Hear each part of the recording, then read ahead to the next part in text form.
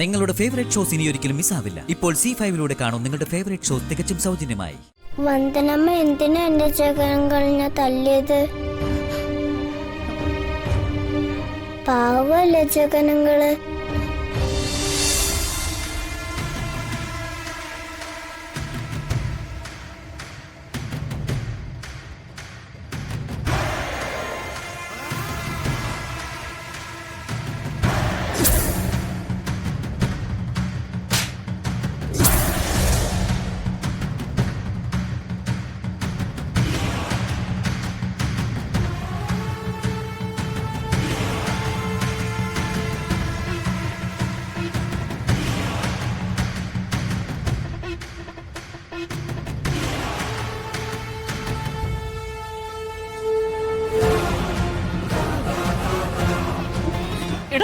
അയ്യോ, എന്താ എന്താ ഹരിതേ പ്രശ്നം? 16 അടിയന്തരം. ഞാൻ പറഞ്ഞ കൂടി പോവും. മോണം കെട്ടവൻ. നീ കാര്യം എന്തെന്ന് പറ ഹരിതേ. എന്റെ സഹോദരൻ അപമാനിക്കപ്പെടാൻ കാരണം നീയല്ലേ? എന്നിട്ടും ഇങ്ങനെ പോത്തിനെ പോലെ കിടന്നുറങ്ങാൻ നിനക്ക് എങ്ങനെ സാധിക്കുന്നു? അല്ലാതെ ഞാൻ എന്ത് ചെയ്യാനാ? ഞാൻ മനഃപൂർവ്വം വണ്ടി ചരിച്ച് ദിയമോളെ വീഴ്ത്തിയതൊന്നും അല്ല. വണ്ടി ഗട്ടറിൽ വീണ് ചെറുതായി ഒന്ന് ചെരിഞ്ഞു. ദിയമോള് ബലമായി പിടിച്ചിട്ടുണ്ടെന്നല്ലേ ഞാൻ വിചാരിച്ചത്. അവള് മറ്റെന്തോ ആലോചിച്ച് അലക്ഷ്യമായിട്ട് ഇരിക്കുവായിരുന്നു. ഇപ്പൊ ദിയമോൾക്കാണോ കുറ്റം? അങ്ങനെയല്ല, കുറ്റം എന്റെ തന്നെയാ. അതിന് നീ എന്റെ ഉറക്കം കെടുത്തുന്നത് എന്തിനാ ഹരിതേ? സംഭവിച്ചത് സംഭവിച്ചു. എന്റെ ഏട്ടന്റെ കാര്യത്തില് ഒരു തീരുമാനം ഉണ്ടാവാതെ നീ സമാധാനമായിട്ട് ഇങ്ങനെ കിടന്ന് ഉറങ്ങണ്ട.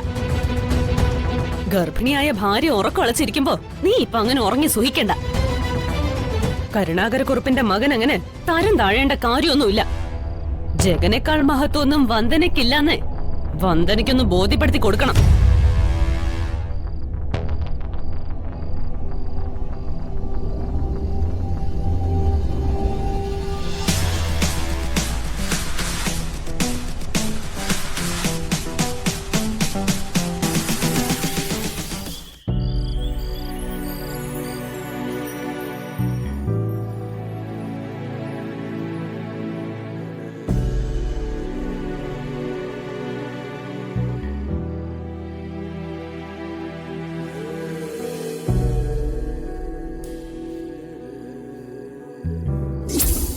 എന്ത് അധികാരത്തിലാ നിങ്ങൾ എന്റെ ഏട്ടനെ തല്ലിയത്?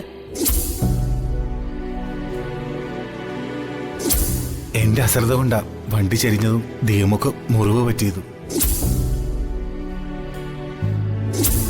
ഇനി മേല എന്റെ മോളെ പുറത്തേക്ക് കൊണ്ടുപോവോ അവളെ കാണുകയോ ചെയ്ത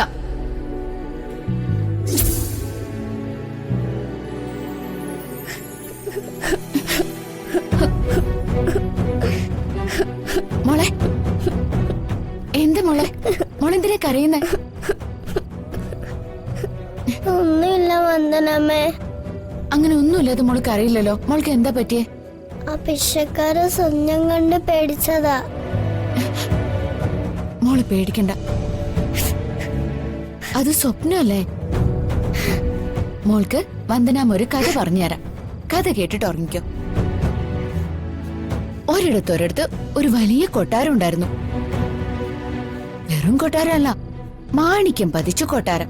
വന്ദനമ്മേ, ആ പിശക്കാർ ഇനിയും വരോ? എന്താ മോളെ ഇങ്ങനെ? അവരിനി വരില്ല.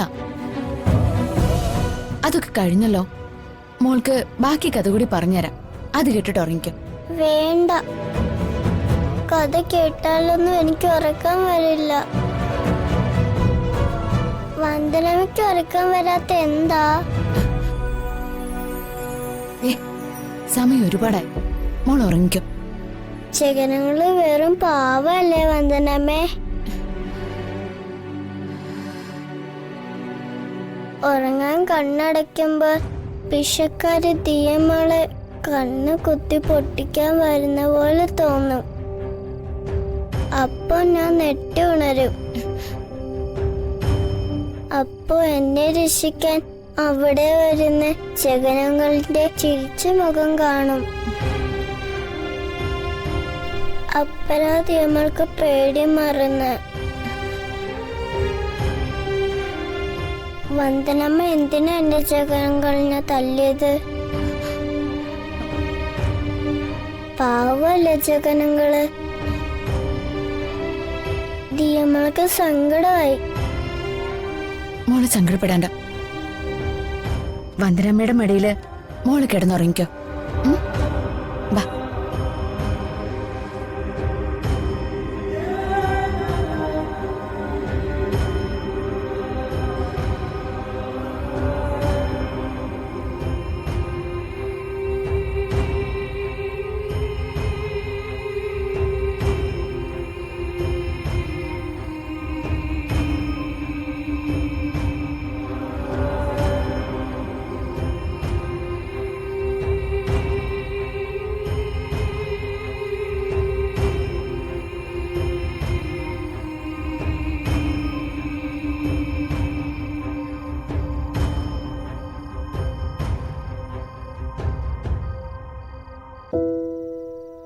ആഹാരം കഴിക്കുന്നില്ല അനിയ?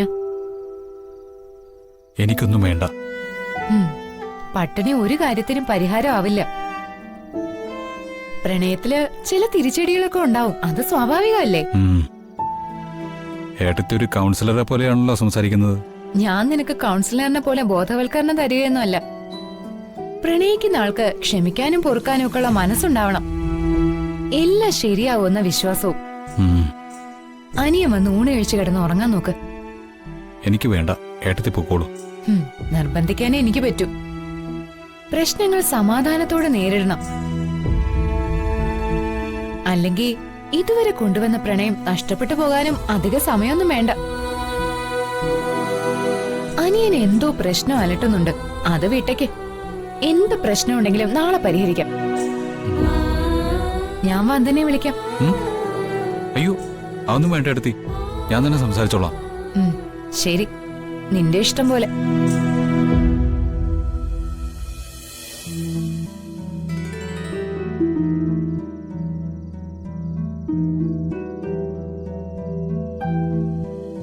വന്ദനെ തല്ലിയെന്ന് ഏട്ടത്തിയോട് എങ്ങനെ പറയും? ദിയമോളുള്ള ഇഷ്ടക്കൂടുതൽ കൊണ്ട് ആ സമയത്ത് അങ്ങനെ സംഭവിച്ചു പോയതാണ്. എല്ലാവരും അതിനെ ചൊല്ലി ടെൻഷനിലാണ്. എനിക്ക് വന്ദനയോട് ഒരു ദേഷ്യമില്ലെന്ന് ഞാൻ എങ്ങനെ അവളെ അറിയിക്കും?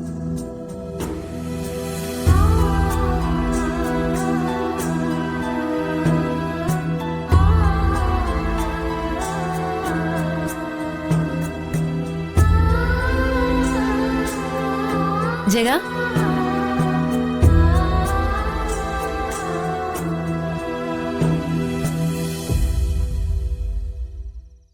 ഡൗൺലോഡ് ചെയ്യൂ C5 ആപ്പ്. കാണൂ എല്ലാ എപ്പിസോഡുകളും സൗജന്യമായി.